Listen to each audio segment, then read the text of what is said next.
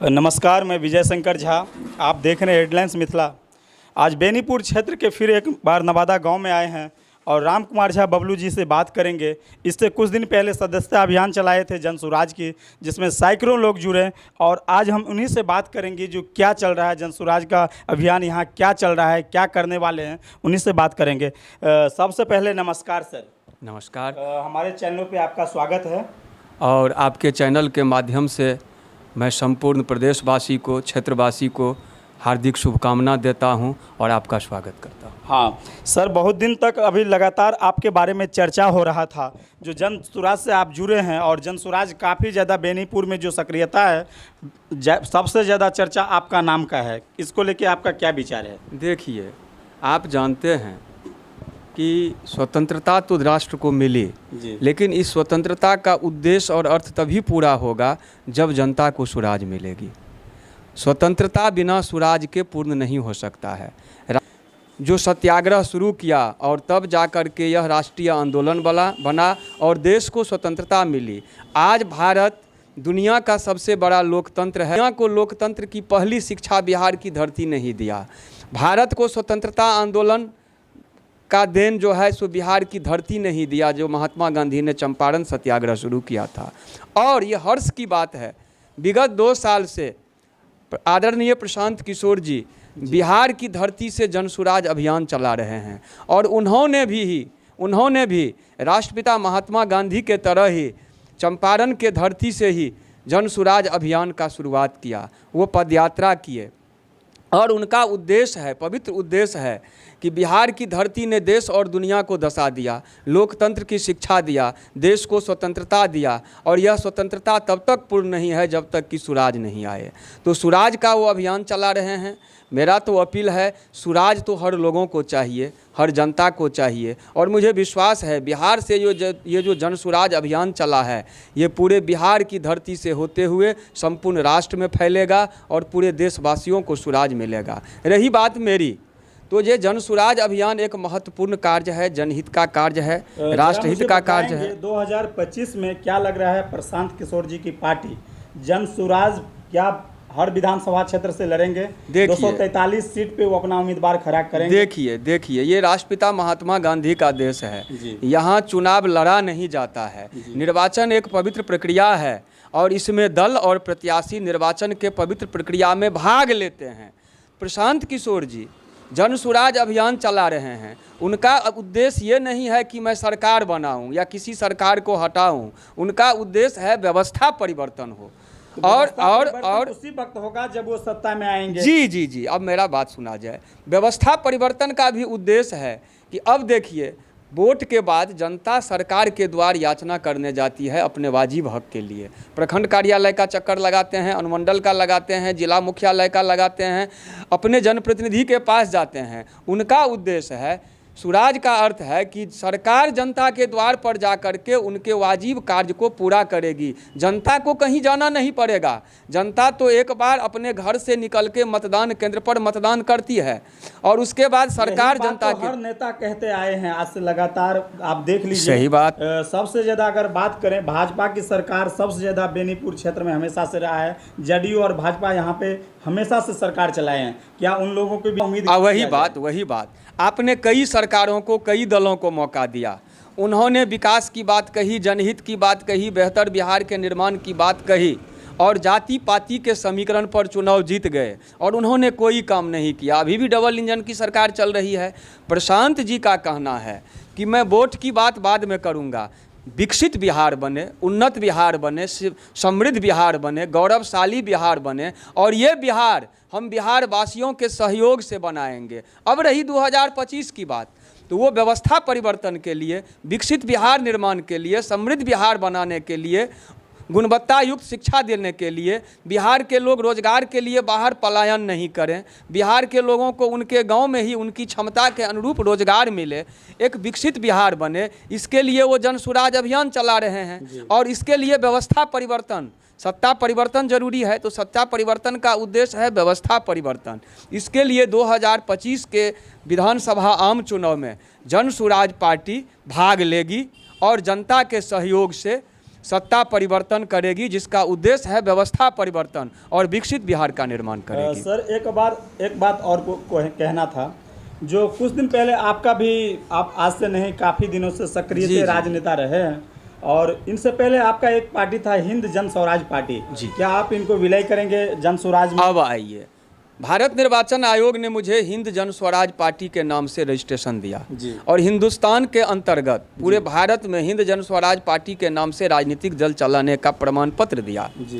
तो स्वराज मेरा भी उद्देश्य है और स्वराज प्रशांत जी का भी उद्देश्य है। जब समान विचारधारा और उद्देश्य समान हो तो एक साथ मिलकर अगर हम लोग काम करेंगे तो स्वराज का मुहिम मजबूत होगा। तो हमने ये सोचा कि राष्ट्रपिता महात्मा गांधी के बाद, दशकों बाद, बिहार के धरती से ही बिहार का कोई बेटा बिहार के धरती से स्वराज का मुहिम चलाया है, तो क्यों ना इस स्वराज के मुहिम को मजबूत किया जाए। और हम विभिन्न दलें बना लेंगे और विचारधारा अलग एक ही है और बंट के काम करेंगे तो उद्देश्य पूरा नहीं होगा। तो हमने बेहतर बिहार के निर्माण के लिए, जन स्वराज लाने के लिए, जनता को सुंदर राज व्यवस्था दिलाने के लिए प्रशांत जी के साथ कदम से कदम मिला के जन स्वराज अभियान को मजबूत करने का निर्णय लिया है। और हमने 11/6/2000 यानी 24 के संकल्प सभा में ये निर्णय लिया है, हमारी हिंद जन स्वराज पार्टी के राष्ट्रीय कार्यकारिणी ने ये निर्णय लिया है कि हिंद जन स्वराज पार्टी जन स्वराज अभियान को मजबूत करने के लिए पूरा सहयोग करेगी।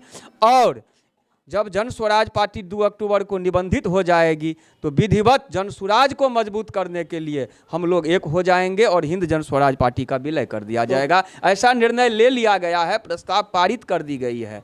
2 अक्टूबर के बाद ये डिसाइड हो जाएगी कि बेनीपुर में कौन उम्मीदवार खड़ा होंगे। देखिए, सबसे पहले तो अभी ये अभियान है जो लग रहा है बेनीपुर क्षेत्र की नवादा गांव से राम कुमार झा बबलू काफी ज्यादा चर्चित नेता रहे हैं, ये पीके की तरफ से देखिए स्टेटमेंट है। देखिए, समाज सेवा के लिए हम जीवन पर्यंत संकल्पित हैं। मैं कोई जनप्रतिनिधि बनूं या ना बनूं, लेकिन आजीवन जनता की सेवा करूंगा। स्वच्छ राजनीति, गांधीवादी राजनीति, संवैधानिक मूल्यों पर आधारित राजनीति, जनवादी राजनीति मेरा उद्देश्य है और स्वराज लाना मेरा उद्देश्य है। इसलिए हमने प्रशांत जी के साथ जन स्वराज अभियान में कदम से कदम मिलाया है और बिहार में जन स्वराज आए, बिहार के लोगों का बेहतर विकास हो, इसके लिए हमने कुर्बानी दिया है और अपने हिंद जन स्वराज पार्टी को जन स्वराज पार्टी में विलय करने का निर्णय ले लिया है।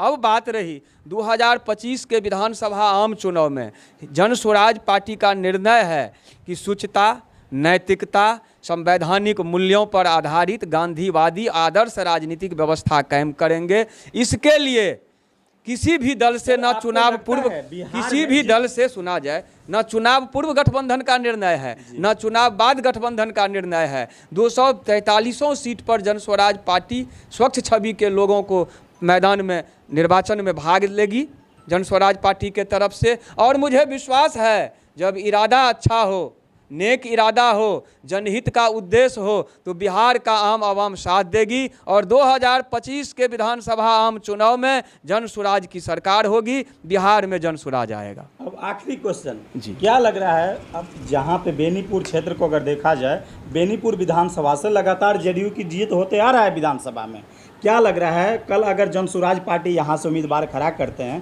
तो पहाड़ जैसे से टकरा पाएंगे? देखिए, और जीत के जा देखिए, लोकतंत्र में इतिहास है। जिस हरि जी को हरि भगवान कहा जाता था, जो हरिनाथ मिश्र जो बेनीपुर बहरा के विधायक थे, और श्रीमती गांधी जब बहरा विधानसभा से हरि जी के खिलाफ चुनाव प्रचार में आई तो जनता ने नारा दिया था कि हरि हराना खेल नहीं, बैल के सिंह में तेल नहीं, हरि का हराबो एली नेहरू के धिया धुर धुर छिया ए छिया। वो हरि जी को नहीं हरा पाई, लेकिन जब 77 का संपूर्ण क्रांति हुआ जयप्रकाश जी का, तो वो हरि जी एक सामान्य कार्यकर्ता अब्दुल बारी सिद्दीकी से चुनाव हार गए थे। तो लोकतंत्र है, लोकतंत्र का मालिक जनता है और जब जनता मन बना लेती है तो जनता के आगे कोई भी पहाड़ नहीं होते हैं। नेता कोई पहाड़ नहीं होते हैं। मेरा विचारधारा पवित्र है, मेरा उद्देश्य पवित्र है, मेरे प्रशांत जी का नेक इरादा है और जनता के सहयोग से मैं ये कह रहा हूँ कि बेनीपुर में नहीं, बेनीपुर की धरती स्वतंत्रता सेनानियों की धरती है। पूरे बिहार में स्वतंत्रता आंदोलन को बुलंद किया है और बेनीपुर में लोकतंत्र की जीत होगी। बेनीपुर जीतेगा, लोकतंत्र जीतेगा, जनता जीतेगी और पूरे बिहार में लोकतंत्र जीतेगा। और पहाड़ कोई नेता और दल नहीं है जो जातीय गठबंधन, बेमेल गठबंधन, वो लोग केवल वो दल एक अभी ना तो इनका ज्यादा दिन इनका चुनाव का हुआ है, ना तो इनका इस तरह से मतलब पकड़ है। क्योंकि बीजेपी की बात किया जाए, जेडीयू की किया जाए, राष्ट्रीय जनता दल की किया जाए, इन सब की पकड़ पहले से मजबूत है।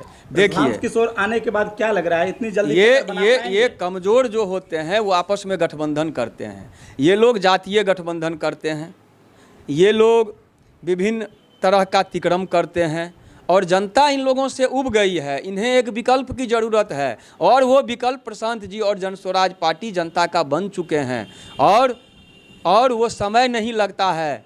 ये बिहार की धरती है, ये उर्वर धरती है, ये लोकतंत्र की जननी है और यहाँ के लोग बड़े प्रबुद्ध हैं और बिहार के लोगों को विकल्प मिल चुका है। मैं आपको यकीन दिलाता हूँ 2025 में कोई तिक्रम और जातीय गठबंधन और ये झूठा झांसा नहीं चलेगा। ये लोग झांसाबाजी में चुनाव जीतते हैं, झांसे से लोग उब आए हैं और 2025 में निश्चित जनसुराज की सरकार। तो क्या लग रहा है 2025 में आपको उम्मीदवार यहाँ से चुना जाने की संभावना? देखिए, मैंने उम्मीदवारी या किसी पद के शर्त पर में जनसुराज में नहीं जुड़ा है।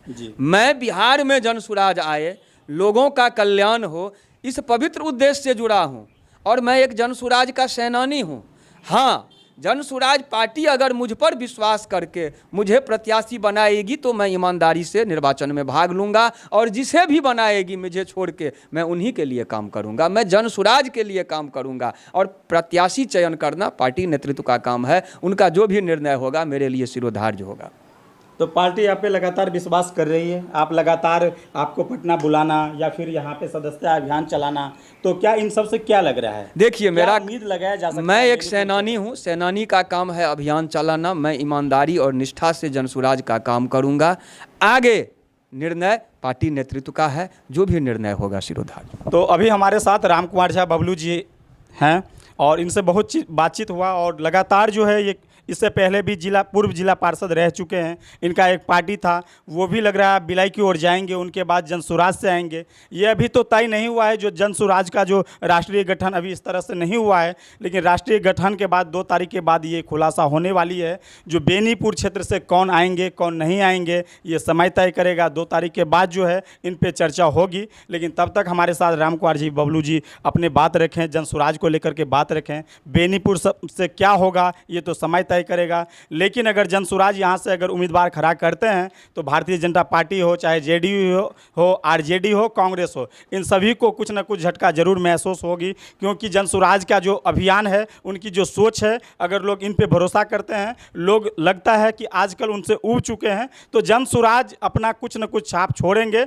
और हमारे साथ राम कुमार झा बबलू भैया से लगातार फिर अगली बार बात होगी, उनमें इस तरह की बातें को खुलासा किया जाएगा। जय हिंद।